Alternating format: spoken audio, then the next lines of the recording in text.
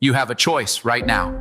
Keep scrolling, running from the hard truth, chasing quick dopamine like everyone else just to feel comfortable, or stop and finally take control of your life. Because let's be honest, most people say they want to change, but they don't even have the patience to finish a single video. We've trained our brains to avoid the hard things and binge the distractions. Hours of scrolling, memes, drama, noise. But when it comes to building something real, gone. Next video. That's the trap. That's why you're stuck. But if you're still watching, you already feel it. That small voice inside that says, there's more for me than this, so give me a few minutes. No fluff, no hype, just 6 real steps that, if you commit, can shift the way you think and maybe your entire future. Let's begin. Step 1, no one owes you anything. The day you stop expecting someone to save you is the day you start saving yourself. Let that sink in, because that's where it all begins. The first step is to accept fully and finally that no one owes you anything. Not your parents, not your friends, not society, not your boss, no one. And that's not depressing. It's liberating, because once you stop waiting for someone to fix your life, you finally give yourself permission to do it. This step is about rewiring your mindset at the deepest level. Until you accept this truth, nothing you build will last. You'll keep falling into the same trap, blaming, waiting, hesitating. So stop looking outside, start looking inward. No one is coming. And that's exactly why it's up to you now. When you fully own this, you stop wasting time on expectations, and you start putting that energy into execution. This is your life. Take it back. Step 2, you can't fix what you don't feel. You can't fix a problem you won't even admit exists. And you definitely can't change a life you're not even connected to. Most people feel numb. They're not thinking, they're reacting. They don't sit in silence. They don't reflect. They just scroll, distract, escape. So before you chase discipline, before you build a 5 a.m. routine or stack habits, you need to feel again. You need clarity. You need to stop react and start acting. This is where visualization comes in. Not as some daydreaming concept, but as a mental blueprint. Start your mornings with it, even just for a few minutes.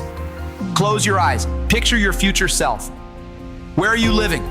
What kind of work do you do? How do you carry yourself? What do you wear? Who do you speak to? How does it feel to be that version of you? When your vision becomes emotionally real, your actions will start to align. Write it down right after. Don't just dream it. Give your mind a map. Just feel how it would feel if you actually became what you're seeing in your mind's eye. Your subconscious has been running on outdated programming for years. You've got to overwrite it. And visualization is how you show your brain what to chase. If your mind can't see it, your body will never move toward it. Step 3. Emotion is your enemy and your power. Once you start visualizing your future, not just thinking it, but feeling it, something shifts inside you. That vision starts guiding your emotions.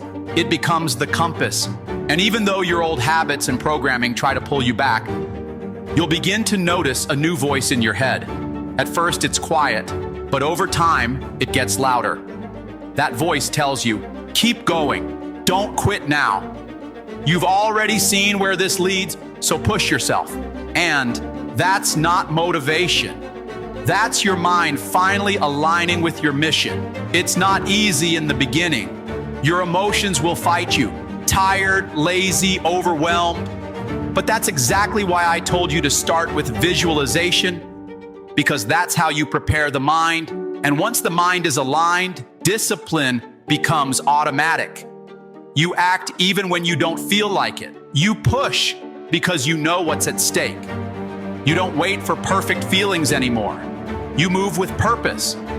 And that urgency, That's where discipline is born. Discipline isn't about ignoring emotion. It's about choosing vision over feeling.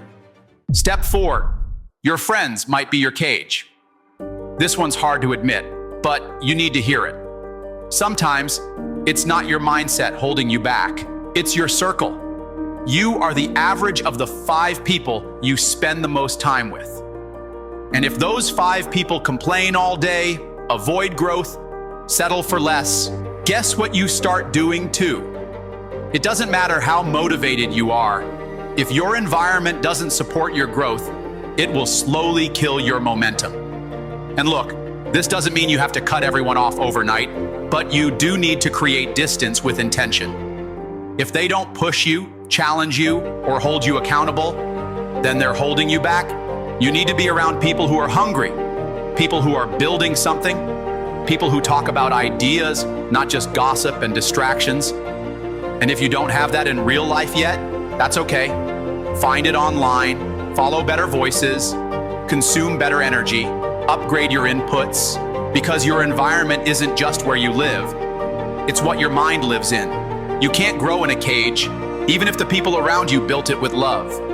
Step 5, you're stuck in a loop of confusion and restarting. Let's be real, most people don't restart because they're lazy.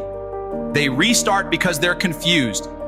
One day it's fitness, the next day it's business, then it's journaling. New routine, new tracker, new system, again and again. And every time it feels like a fresh start, but it's really just the same loop.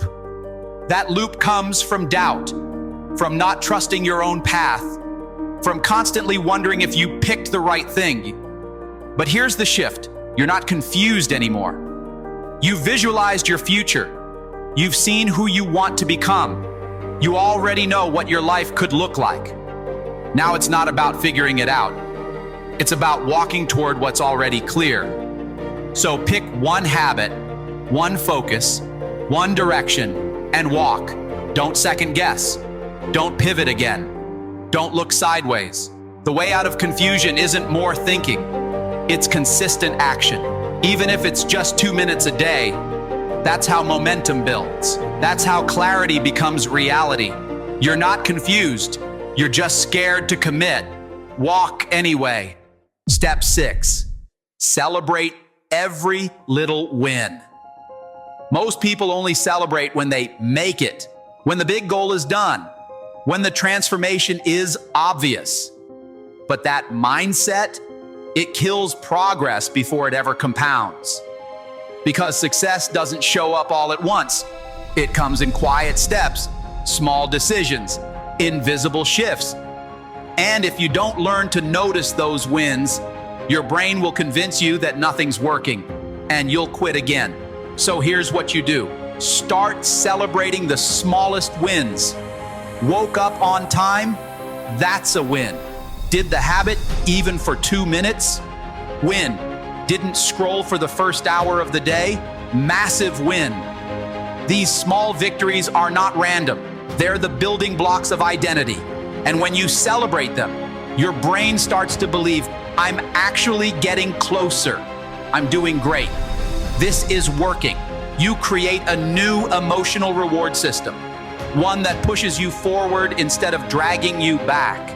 This isn't about fake hype. It's about training your mind to see progress. Because what your mind sees, it repeats.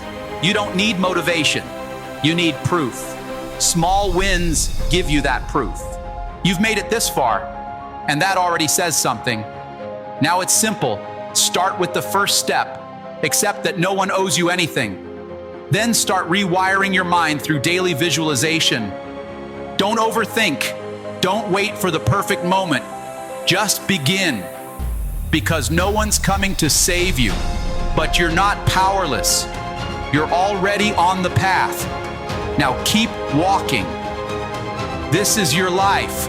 No one's coming, but you're more than enough.